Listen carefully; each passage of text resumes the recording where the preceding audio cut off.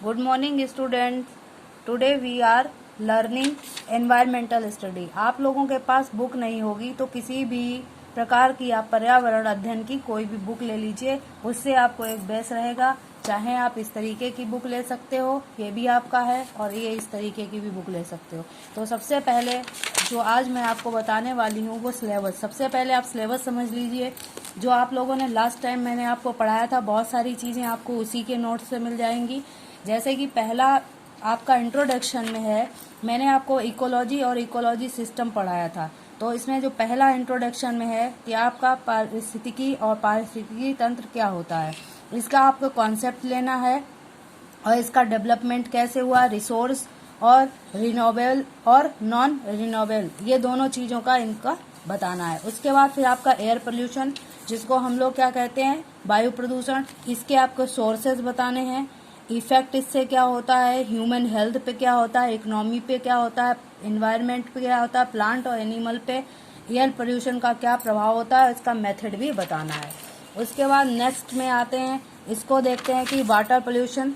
Water pollution क्या है?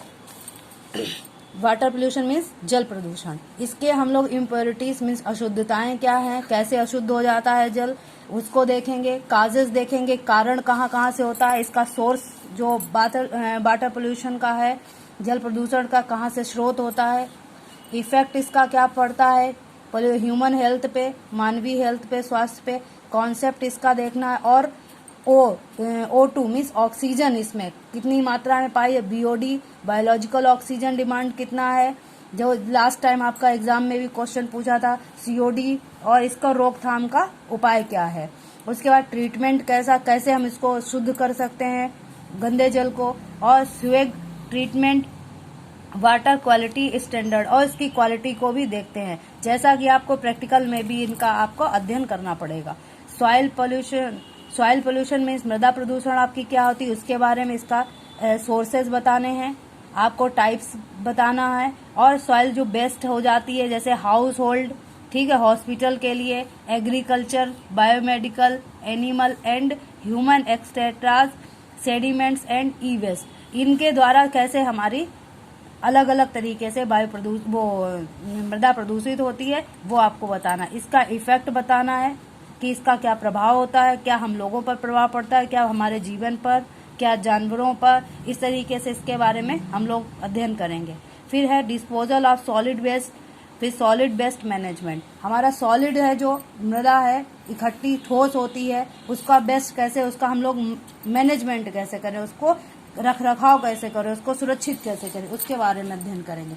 Next आता है आपका 5 यूनिट है नॉइज पोल्यूशन। नॉइज पोल्यूशन को हम लोग देखते हैं कि शोर प्रदूषण, जिसको इसका स्रोत देखेंगे, sources of noise pollution, unit of noise pollution.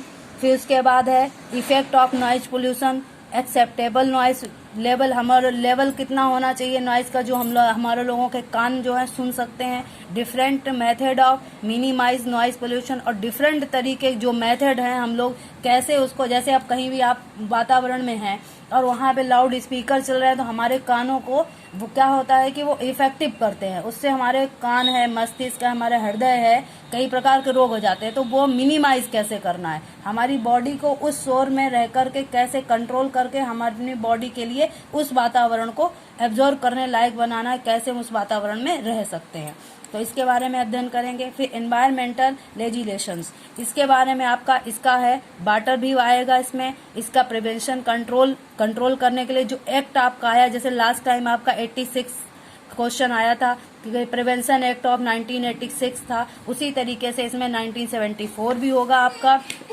उसके बाद कंट्रोल बोर्ड का ग्रीन ट्रांसवेल्टर NGT के बारे में पढ़ना है, environmental impact assessment of EIA के बारे में भी। उसके बाद फिर हम लोग आते हैं impact of energy uses of environment, कि जो हमारी एनर्जी जो ताप है उस तरीके का, तो ग्लोबल वार्मिंग इसके अंतर्गत आता है, ग्रीन हाउस इफेक्ट आता है, फिर डेप्लीशन ऑफ कॉर्न लेयर आती है, उसके बाद ओजोन लेयर आती है, फिर एसिड रेन आता है, फिर ई फ्रेंडली आता है, फिर materials, recycling of material, concept of green building. इसके बाद हम लोग क्या करते हैं कि प्रैक्टिकल की देखते हैं कि कितनी प्रैक्टिकल में हम लोगों को क्या क्या चीज़ें बनाने होते हैं। तो इसमें determination of pH drinking water, हमें पीने योग्य जो जल है उसका पीएच मान देखना है, टीडीएस निकालना है, टीएसएस कितना होना चाहिए, हार्डनेस उसकी कैसी होनी चाहिए, ठीक है, ऑयल एंड गैसेज उसमें कितनी होनी चाहिए, एंक्लेशन कितना होना चाहिए, एसिडिटी कितनी होनी चाहिए, ऑर्गेनिक एंड इनऑर्गेनिक सॉलिड जो भी ड्रिंकिंग वाटर में होता है, पीएच ऑफ सॉलिड है, इतना ये सारी चीज़ें इसमें देखना है वाटर के लिए। एन है, नेग्रेन और नाइट्रोजन और फास्फोरस है, और सॉइल मृदा के लिए देखना है।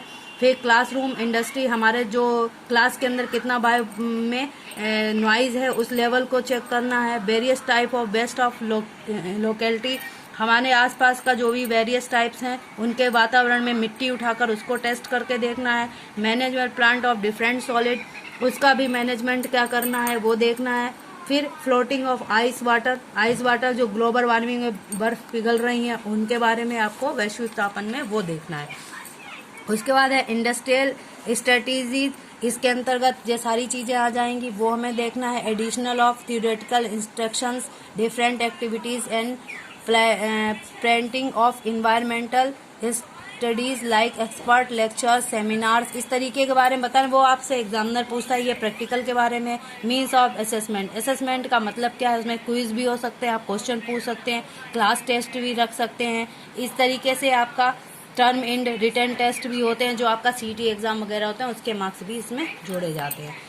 तो ये था बेटा आपका सिलेबस, तो इसको आप अच्छे से समझ लीजिए क्योंकि इसी से ही आपके क्वेश्चन बनाएंगे और 1 बाय 1 करके मैं आपको पढ़ाऊंगी। कल मैंने आपको एक परिचय डाला था केवल इकोलॉजी का, ठीक है, इसका बेसिक ऑफ इकोलॉजी का आपका परिचय डाला था कि इकोलॉजी क्या है। इसको आप लोग पढ़ लीजिएगा, नोट्स भी बनाने हैं आपको और कॉपी में तैयार करिएगा, क्योंकि कभी भी सैटरडे के लास्ट में मैं आपसे एक मीटिंग होगी गूगल मीट पे, जिसमें आपके जो भी क्वेश्चन आपको पूछने हो उसमें आप पूछ सकते हो। और आपका नेक्स्ट आज का जो टॉपिक होगा वो है इकोलॉजी और इकोसिस्टम, पर्यावरण क्या है उसके बारे में आपको PDF मिल जाएगा, उसको देख करके पढ़िए। Okay, thank you.